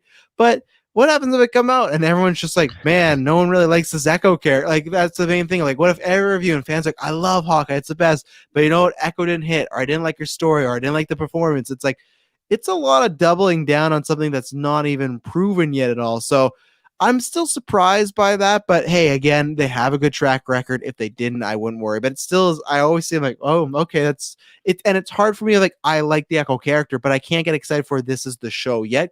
Yeah. I see her in Hall first, you know? Yeah. And the idea, again, like you said, like the character I'm looking forward to seeing how the actress portrays her in Hawkeye at that point. We have not seen anything of Iron Man or any hints of Iron Man so far in this phase of Marvel. So the idea that Ironheart's coming before Armor Wars, because we don't even start for Armor Wars. So I'm assuming also Armor Wars will be starting production after Ironheart. So again, it's going to be interesting to see how this goes into. But again, just because they're filming in 2022, I will expect at least 2 out of the 3 of these right now will be premiering, in 2022. So it I agree. stands to be good reason, because we already know we do have Moon Knight already in production. So Moon Knight's a 2022 definite at that point series. So Moon Knight and She-Hulk too. yep, So Moon we Knight and got those She-Hulk. So two. Yeah. so with those, I would say probably 2 out of those 3 will make it into 2022 as well. So yeah, so be on the lookout for that. But so that's all the news. Do you want to take our last ad break before we get into Fact or Fictions? Yeah, let's do it. So as before, these help keep the repulsors charged, all that good stuff. So we will be right back after these ads. I should say this for sometimes they could be a little loud. They could maybe, I don't know, it all depends on what product catcher you use. Lately, luckily, I've been really good. I don't know why. If it's maybe the people who were with providers have turned down the ads, which is something I requested 2 years ago. So maybe they have actually been doing lots of, shout out Spreaker. They've been doing lots of good changes with stats and stuff like that. So I haven't got any complaints about it in a long time, but you never know. So just a chance to prepare yourself for some ads. All right, we're back with Fact or Fictions. It's going to be, I guess we got to see the results of last week's, correct? Yep, I've got those pulled up. All right. So yes. So these were mine from last week. So Fact or Fiction number 1, the Phoenix will not be used in the MCU's version of the X-Men until this second trilogy. And I also put in parentheses, as Brendan and I talked about last week, an end credit scene does not count. Fact 84%. And Fiction 16%. Again, I think we're all kind of Dark Phoenixed out for a bit. So I think I think at that point we let the X-Men stand on their own without Phoenix at that point, and I think they'll be better off. Yeah, I don't need Jean dying in the first trilogy. We don't need to, especially when we're having movies where Downey did this for almost 10 years and stuff. Yeah, we don't need Jean dying in the first movie and getting Phoenix. We're fine. Let's get to know them. Let's enjoy them before we start killing them off. Yes, and have them actually be main characters, not just supporting characters to Wolverine, who I love, but come on now. I did see some call-outs to the collars that Loki was using for the mutant suppression collars in the X-Men series. So I said, hey, maybe... they were used by the MCU in Dark Phoenix. So So number 2, one of the Wakanda Disney Plus shows will be focused on the War Dogs. 60% said fact, 40% said fiction. Where do you say? It's tough because I went fact because there was no time on it as far as the thing, but I don't know if it's in the near future because now we got the Okoye show, we got the Dormelage or something, some Wakanda related warrior show. So we already got those 2. So I'm fact on it, but I don't think it'll be in the next 3 years. As I think there's other Wakanda, and plus Black Panther 2 might introduce some other shows. Maybe that they introduce, but might introduce some other concepts. So I think it could happen, but not in the near future. That's where I am. Yeah. And last one, number 3, the threat that Kang poses to the timeline will lead to Loki temporarily joining the new, quote unquote, new Avengers to stop him. 58 said fact, 42% said fiction. I said fact, even though my brain said fiction. The reason I said fact is I just want it to happen. I want an end credit scene of Loki showing up being like, the same way Hulk was like, Thanos is coming in Avengers Infinity War. I want Loki to be doing that. And I want that's where Thor and Loki get their reunion. Because like I said, I know some people think it's, passe and cliche. Like we've seen enough of them, but it's a new Loki now. And Thor's going to go through a bunch of stuff too. But I would very much love that. So I hope it's a fact. Yeah. So, all right. So what were your fact or fictions? All right. So let's see here. Talking about Disney Plus shows, we will see one of our main Guardians get a Disney Plus show. So the reason I had this up is because we had heard about Echo going into production. We had heard about Okoye, stuff like that. But it's funny as far as that realm, we've not got, and not even main characters, we've got like no Guardians of that universe got any shows. We got the holiday special coming up, but I don't really count that. That's like a one-off thing. We don't like, it seems like with the Disney Investors Day, we had, here's a show for that genre. Here's a show for that genre. But with Guardians, nothing. So we'll one of the main characters, that's Star-Lord, Drax, Gamora. I throw Mantis in there too. Nebula, like our main ones that we had from part 2 or volume 2. Will one of them get a main show like like Sam did, or Loki, or Wanda? I'll say no. And the reason I say that is because even in the comics when Star-Lord's kind of on his own, I haven't been necessarily thrilled in how it does, and I don't think the series in there. I think they're smartly series that are limited. They're never meant to kind of carry on. Yeah, and I think what makes the Guardian of the Galaxy unique is the changing of the lineup. New people come in and out, and it's a team. It's the characters function, and they bring out their personalities and who they are as a team. So I will say fiction on that. I do not think any of the Guardians will get their own series or their own even movie. Yeah. I think you're probably about 80% right. The only 20 that I have that isn't, well, yeah, Tony's right. Groot is getting a short series, but that's like a very kids based, like Fork, you ask a question, like that sort of deal. I think you got us, Tony. Yeah, you got me. I think the only thing that has a shot is I still do think a Groot rocket show is possible, whether that is them on their own adventures or even, I'm not a big fan of prequels, but even if it's before they met the Guardians, right? So I don't think Drax is a possibility. I think because even Bautista said, like, they either pitched, I can't remember in an interview, he said I think he said they pitched a Drax and Mantis like movie or something, and Marvel's not interested in it at all. Or show, yeah. I wonder if that was at a time where they really weren't considering Disney Plus shows, because if he was still game, I'd say, that's potential. But yeah, you're right about Star-Lord. The other one I thought potentially is maybe Nebula. Like, there could be a shot of her, like, taking up some sort of, like, assassin or mercenary sort of role. I still lean to no, but I thought out of the people that are there, I would just think Groot Rocker number 1 and then Nebula number 2. The rest, I don't really see. But I'll say fact, because I think Groot Rocket has a shot. I really do, because I think especially if like a Star-Lord and Gamora go off on their own, Drax dies, Nebula, so like if the team gets separated or fractured and it's a lot of new members and they still want to keep those characters, it might be a bit more expensive because it's CG characters, but it's Disney. They'll front the bill. I could definitely see a Groot and Rocket show at that point, but the others, it's just like, the Drax and Mantis one, I appreciate them having a pitch for it at that point. I'm impressed you have a pitch for something like that, but I'm kind of with Disney on that one. I don't know. And I know why, because again, Batista's gone on record and saying like he was disappointed that he hasn't betrayed Drax exploring. Yeah, that James Gunn wrote a script with all that. Yeah, yes, wrote a script on that. He still did it. Everyone needs a mortgage to pay at that point. But I don't think when people read that, he's upset with James. No, obviously you see tweets back and forth, and you see the conversations they have with each other. You can have regrets and things like that, but still not be mad. It's just something that didn't happen.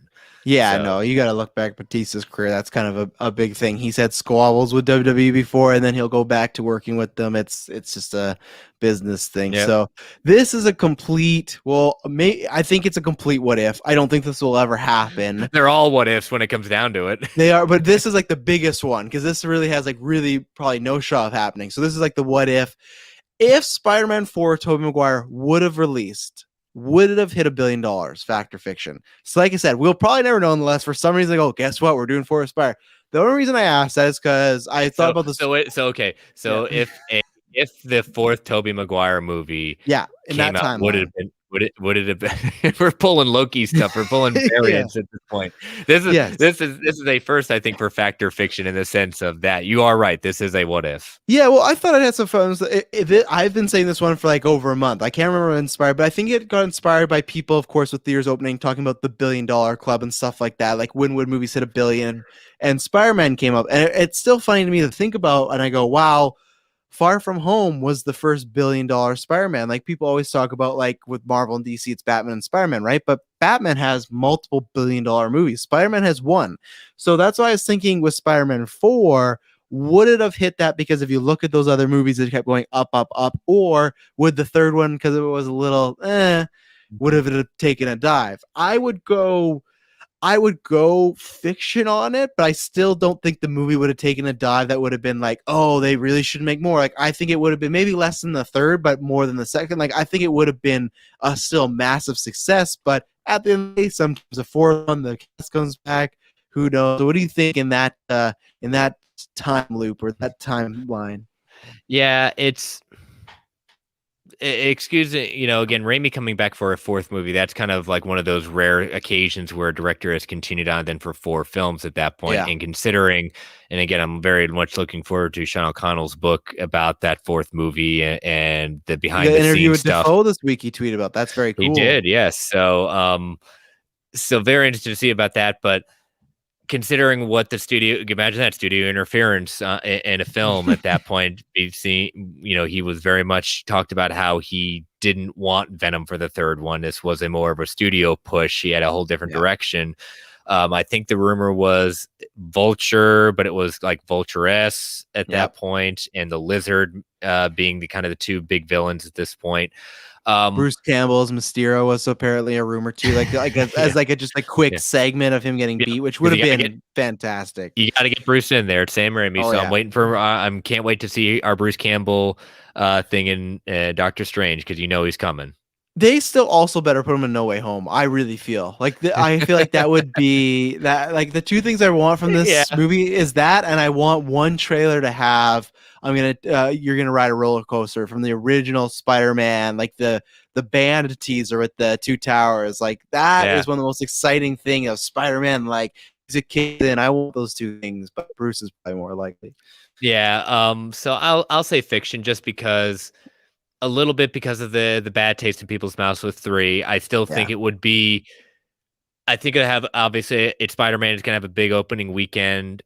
I hoped they learned their lesson at that point from letting Sam do Sam at that point, but I think I just don't see $1 billion for that one. It's just because of that 3rd one in Trinity. I'm not saying you can't go back up and really knock out of the park, but I think out of the 3 movies, most people either say number 1 or number 2 are their favorites, and I think there's a reason for that.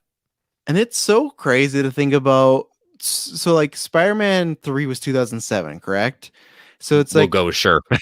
Yeah, I think it was, because I think it was 2000. I remember watching Entertainment Tonight as a kid, and they're like, Spider-Man 1 comes out 2002, Spider-Man 2 2004. I'll stand up and look at my poster behind me. And Spider-Man 3 comes out 2006, and it got delayed to a year. But it's just crazy to think that movie came out in 2007, and then The Dark Knight came out not too long after. I know. Because it would have been crazy. Like if we would have got Spider-Man 4, that would have been in a post Dark Knight Iron Man world. Is that am I wrong on that? No, I have to be like, is Spider-Man 3 actually 2007? I don't remember seeing Spider-Man 3 this year of Iron Man. I think Spider-Man 3 definitely came out before Iron Man. It did, but 2007, so it was only a year before Iron Man. Mm-hmm. That's crazy to think about. Like to me, they seem so far apart. Spider-Man 3 from Dark Knight and Iron Man, but literally it was within a year that we were getting the MCU started and the Dark Knight, which changed like comic books forever. That's crazy. So I just thought that was a fun one. I thought everyone was about throwing some what ifs, and I'll be excited to see people's kind of debate, because third one was meh, but those movies were huge at the time, breaking records and stuff like that. So, and maybe even too with inflation, it could have got there. Who knows? But finally, this was a last minute one, had to do with Loki, and this is just going off about people brought up earlier and theories and whatnot. So with Peggy Carter, we saw her as potential time variant walking through. I don't think that was her. I think people are just having some fun, but maybe it was. My question is, because we're getting in what if, will we ever see a live action Captain Britain played by Haley Atwell? Because we're getting lots of multiverse stuff. We're getting lots of characters and variants. Will we see that, especially if that episode of that show is a hit? Could we see that in live action? I'm putting no time date on it, just the classic ever. Right now, I don't. I think Haley Atwell. I think it's fiction. I think, again, I loved Peggy Carter series. I love her as an actress. I loved her in her part at that point. If that was a Peggy Carter variant, that's kind of cool. I think the What If episode is going to be cool to see, with her getting the super soldier and her being Captain Britain in that sense. I don't see it right now. And I think having a Captain Britain, I still think we're a long way away from even having the character of Captain Britain.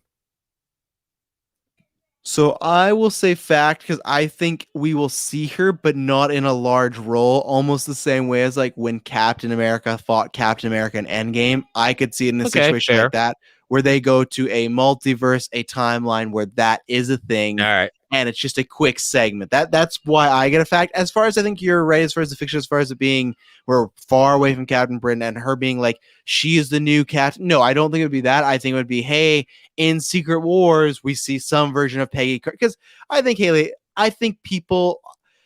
would be a really cool moment if we got to see her fully costume in real life, in set, everything like that. And you could have Chris Evans playing like Skinny Steve again, like her to get a moment. So I think it's possible. Even if it's just like a segment, I think it's possible. I'm not 100% on it, but I think with Secret Wars and Multiverse Madness, we could even get a Multiverse Madness. What if that's one of the places they go? They go somewhere and it is. You know what? I'll take it and I will say hashtag Travis was right. Hashtag thank me. At that point, you definitely got it. But I just don't know. And I've said it before, my Fact or Fiction, they will be able to keep some big time cameo secret from this film. Yes. And that's the cool thing I'm looking forward to Doctor Strange to, is what multiverses will be seen, how deep down the rabbit hole we're going to go. Yeah, I think I might have to say that as a viewer question when I'm not on the show. I think I'm going to ask you guys, what is your most craziest thing you'd ever want to see? It's like come out of like one of those secret cameos, And I think that would be one if they were to keep Haley Atwell secret and she were to come up there and you see that. Just imagine in a scene where Doctor Strange and Wanda are doing something and you just see a shield with Britain coming and then she catches it. Man, the theater would lose it. The theater would lose their mind to see Haley Atwell. Well, I'd say that. I think half the theater would lose their mind. They're having to think, what the heck is that? 100%. Why is everyone freaking out about that? Okay, Thursday opening night would lose their mind because those are all we know it's you're completely right. Again, so. I'm not disparaging Haley Atwell's role. I'm not disparaging Peggy Carter. I'm just saying. Oh no, I think more people, depending on how deep we go down that one, people say, well, wait a minute, she was in Endgame. I think some people probably also forgot who Peggy Carter was at that point. 100%. There's people in Infinity War and it was asking probably who's that red dude in the Coke? Nobody, there's a bunch of people that didn't know that was Red Skull. Probably just thought, oh, it's just some creepy timekeeper guy. Okay, cool. So yep. Those are my Fact or Fictions. Chris will put that out on the weekend. So yep, I will put that out on Sunday afternoon. So be on the lookout for that. As we said last week, since Brent was not going to be here, but for Loki, we put a pause on Comic Book Club. So we will continue our journey into Loki, Agent of Asgard, issues 4 through 6 next week. So be on the lookout for that. And so that's a show. Thank you for joining me this week, Travis, and pinch hitting. I know in 3 weeks you'll be back on when I'm out of town to pinch hit for that. So again, twice in 1 month you get some Travis Snell. Oh yeah, everyone's so excited. But no, a big thank you because one, obviously Brent was with us at the beginning, but it was good to do mini reunion with you, and I'll still be on in the coming months. Like I said, like this month that just worked out. Okay, they're both leaving. They told me in advance. I'm like, okay, worked out with work, and you get double dose of 2-title Travis, so that's always a good thing. But no, thanks for having me on. Work that in. Oh yeah, thanks for having me on. And then also just a big thank you to people that continue to listen to the show, listen to the network, and also anyone that watched Charity Stream last week. Tons of fun, good support, and everything like that. So just thanks to everyone that, if you liked it, retweet it, like you, Chris, appeared on the show. Just a big thank you because it's a lot of work, but it's appreciated. We passed our goal, so it's great. But congratulations.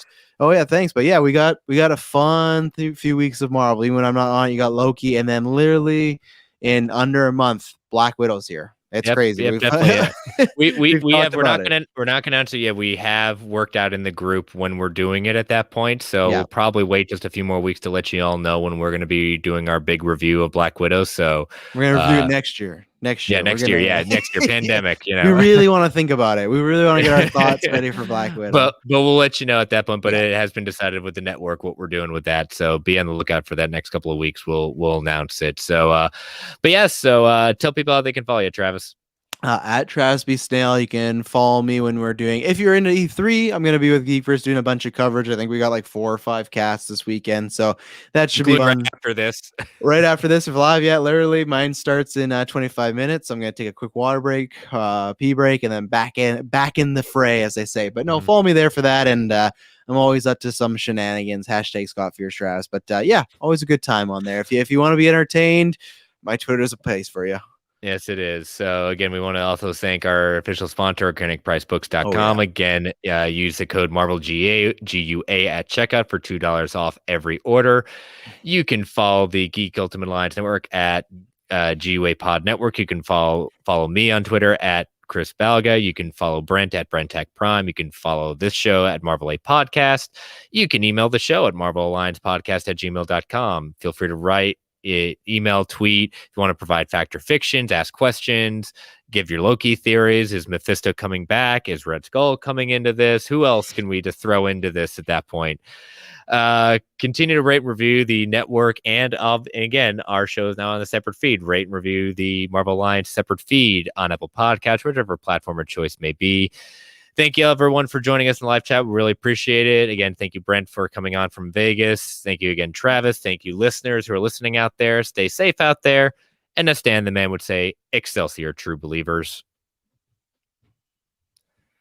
All right.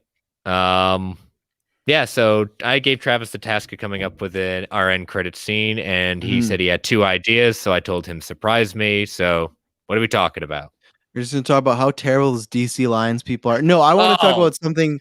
I want to talk about something that we were talking about in our private group chat earlier. Was with Brent shared the Loki stats as far as Samba TV goes, which Samba TV, we can trust them as much as we can because it's all outside sourcing. But it had the biggest premiere, like he talked about earlier, as far as Falcon and then WandaVision. And Hines and I and Clay were kind of going back and forth as far as like what we see could be hits and whatnot. Are you on the same wavelength as Hines that I think I am, as far as eventually when they keep growing, that every premiere will be bigger than the next? But I said that there's personally, like, I feel like Hawkeye has a chance to be bigger than Loki, but I felt like because Miss Marvel is very, very new, as of right now, we don't have any rumored like big MCU characters in there. Do you think that is going to be the case with every show? Like when we get probably not What If, because animated people, like even Bad Batch, seems like it's watched, but not as much. Do you think every Marvel show going forward will be bigger as premiere one than last, or do you think that it will kind of depend on subscriber numbers? Where are you on that? I think shows will grow. I think it just depends on, and I was busy at the time, so I was more watching the chat than contributing. But I think that depending also on who is in the shows and what the show's about, and not the marketing behind it. Because again, Miss Marvel and Hawkeye, you get a basically an entirely new property with Miss Marvel, but a big in the sense of cultural importance for that. And then with a young new teenage superhero, and then you've got Hawkeye, but you bring an established hero, but also bringing in Haley Steinfeld into that mix. So I think the expectation for it to grow bigger and bigger. I think also being a student of history is like there is also the law of diminishing returns. We see there will come to be a point that I think. And I'm going to be like rolling my eyes when it happens because I already know the tweets are saying, oh, this is a Marvel failure. It didn't meet like Loki. And it's just like, again, like you brought up saying Loki's, as you said, Loki's our first kind of A tier person to fit in. It's like, well, what about Wanda? It's like, well, Wanda and Vision really didn't get a huge amount of time to really develop. The show is where the development happened and brought, especially Wanda, to getting towards an A level. And I think Doctor Strange Multiverse of Madness will really bring that out. But Loki has been with us over and over and over again. And Tom Hiddleston as the actor, the character has really resonated.